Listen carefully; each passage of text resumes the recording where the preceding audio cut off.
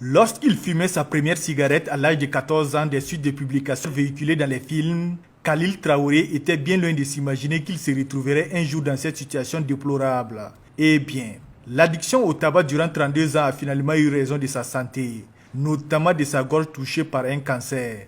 Une pathologie qui a nécessité une ablation de ses cordes vocales, occasionnant ainsi une aphonie, c'est-à-dire une perte de la voix. Je vous signale que moi j'ai commencé à fumer autour des années 72 et à raison d'une, deux, trois cigarettes, puis on est passé au paquet.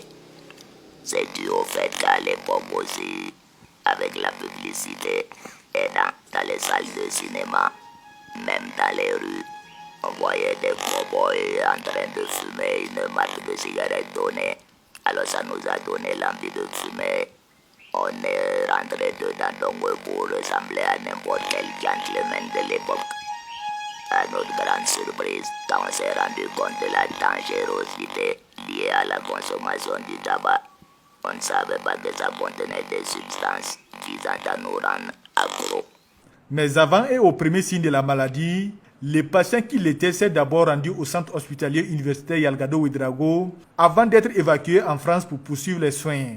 J'ai ressenti des douleurs au niveau de la gorge. Comme ça persistait, on est allé vers l'ORL et à travers un langage codé entre lui et puis le laboratoire, j'ai compris qu'on soupçonnait un début de cancer. C'est sur ce centre fait que moi, j'ai décidé avec ma famille aidant de me rendre en Europe.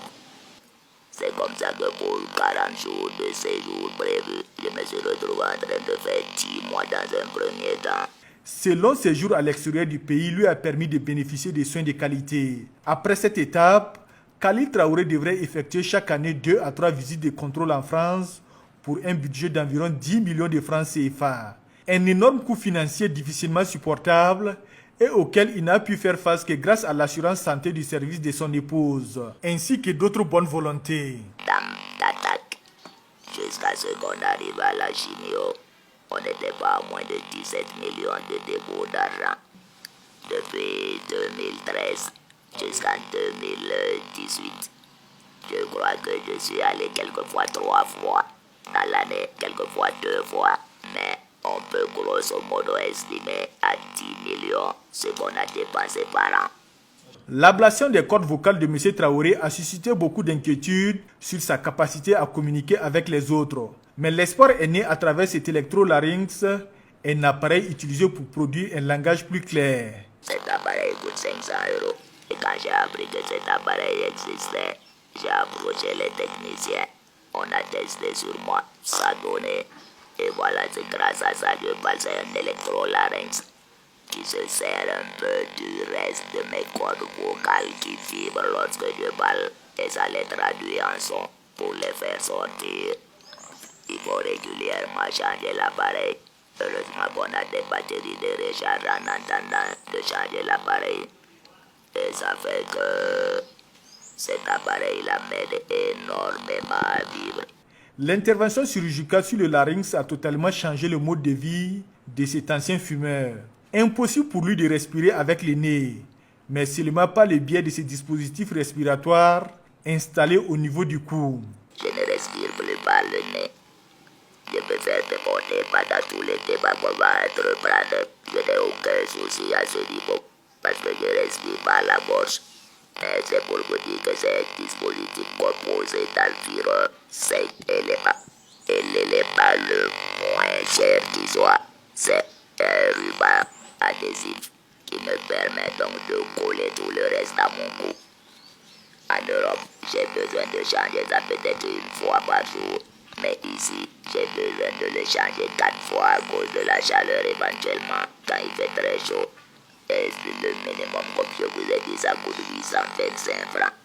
L'entretien et le renouvellement de ces dispositifs respiratoires et phonatoires, dont le coût n'est pas à la portée de tous, constitue un véritable problème pour les personnes dont la vie en dépend. C'est pas du tout facile quand on sait que rien que ce ruban-là, ça nous fait près de 82 000 francs par mois. À raison de 100 rubans, et s'il faut changer 4 par jour, vous comprenez qu'un mois, c'est bon pour un paquet. Et ça, ce n'est rien par rapport au piège anti-sécrétion qui est dedans, qui me permet, lorsque je vous parle, même si je tousse, au moins que je ne vous éclabousse pas. Et après, il y a une éponge. Cette éponge-là me permet de filtrer l'air que je respire. Donc ça bloque certaines particules. En Europe, ça sort tout noir le soir quand j'enlève vous laver. Mais ici, ça sort tout rouge, à cause de la poussière aussi. Et après ça, maintenant, on a ce gros appareil que tout le monde voit. C'est grâce à ça que je peux vivre en hiver en Europe et pendant la chaleur ici parce que ça transforme la température.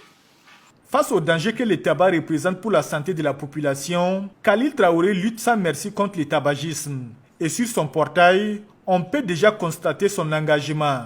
Aussi, invite-t-il les jeunes à barrer la route à cette matière dévastatrice. Il vaut mieux ne jamais même toucher à la cigarette. Et si on est fumeur, il faut mieux arrêter pendant qu'il est encore temps. Donc c'est pour vous dire que la cigarette, depuis son achat jusqu'à sa consommation, il n'y a rien de bon car c'est le seul produit légal de consommation qui tue si l'on s'en sert bien. Pour joindre l'acte à la parole, ce sexagénaire a décidé de mettre en place une structure dénommée Association burkinabé d'aide contre le cancer tabagique afin de lutter efficacement contre toutes les formes de tabac et préserver la santé de la population.